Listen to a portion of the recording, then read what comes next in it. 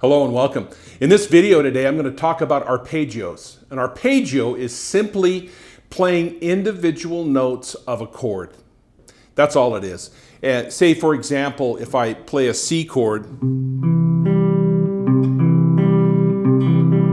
that's an arpeggio.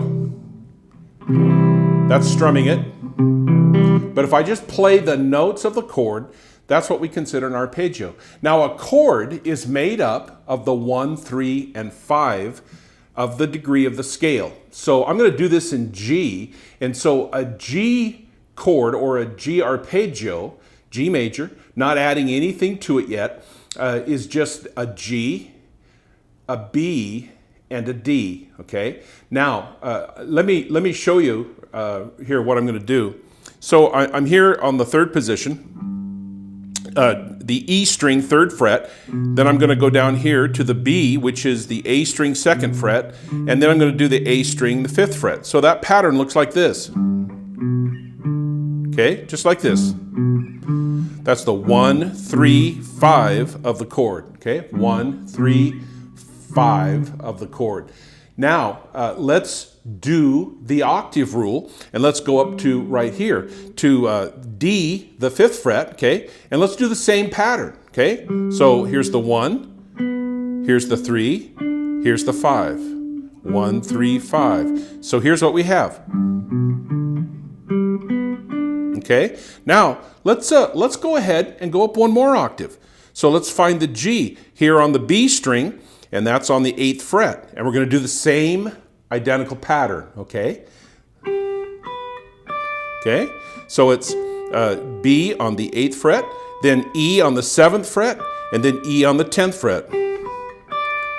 Now we can just go up here to, so all together, very slowly, it sounds like this.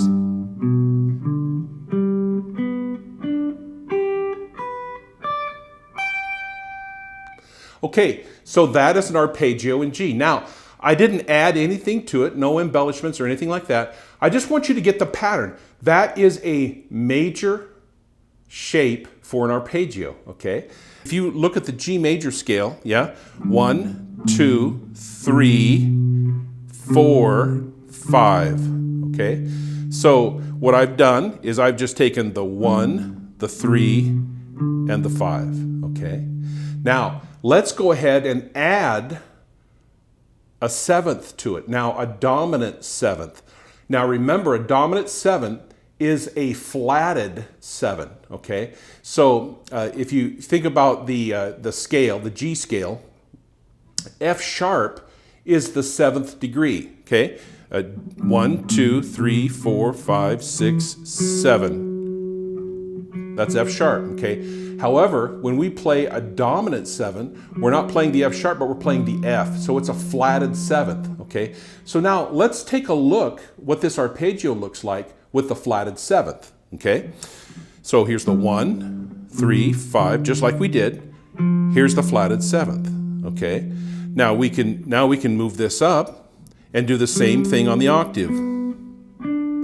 However, we have to move this up because of the, between the G and the B is a 3rd interval, not a 4th. That's why we have to move it up here, okay? So it's like this. Here's the 1, 3, 5, and the flatted 7th, okay? Now, we go up here to this octave. Here's the G. Okay, here's the flatted 7th. All the way up to G. Okay, so the purpose of this is for you to be able to go all the way up the neck in G. Now, will this be useful? It's going to be useful if you memorize the shape and know where the chord tones are, okay? When you're soloing, this is really important. So if you can see arpeggios all over the neck, you can always introduce a new phrase by using an arpeggio, okay? So let me show you this again. And this is how I would encourage you to practice this, okay? I would do the 1, 3, 5, 7, and then I would slide up. So, okay? So 1, 3, 5, 7, and slide up and get in position for the next one. Okay? All right, so now if this is the root, now I would encourage you find the roots for other arpeggios, okay? So if this is G, then you can do it here at A, okay? Same thing. So it's the same shape, the same pattern, okay? If you want to go down here in C, it's the same pattern. Now, again, when we get down here, see this is different. So the C arpeggio here, I'm on the G of the 5th fret, and then I go down here to the 5th fret of B, and then I go up here to the 8th fret of B. Okay? So now, let me show you one more thing that I think is kind of cool. So now, let's say, for example, that we're playing a 12-bar blues. And what you're wanting to do is you want to kind of follow the chord progression. And now this would not necessarily be a good solo. However, it would really be good to practice this because it helps you to know all of the chord tones for the 3 chords in a 12-bar blues. So let me show you here. And I won't do the 7th. I'm just going to do the just the 1, 3, 5. Okay. So it looks like this. Here's our G. Now let's go up to the C because that's the 4 chord. Okay. Now we go up to the D. Right. Now do the G here. Then we do the C here.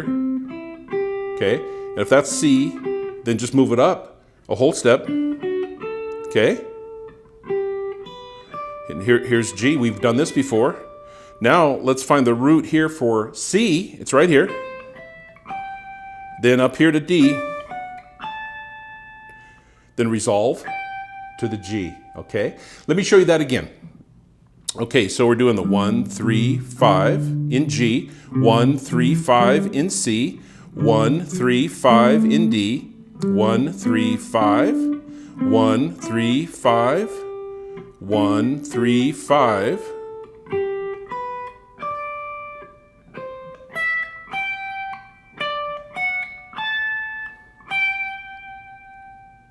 All right.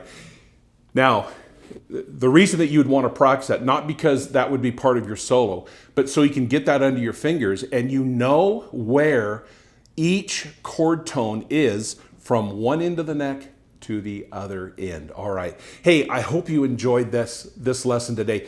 If you haven't yet, consider subscribing to the channel, like and share. And hey, until next time, happy practice.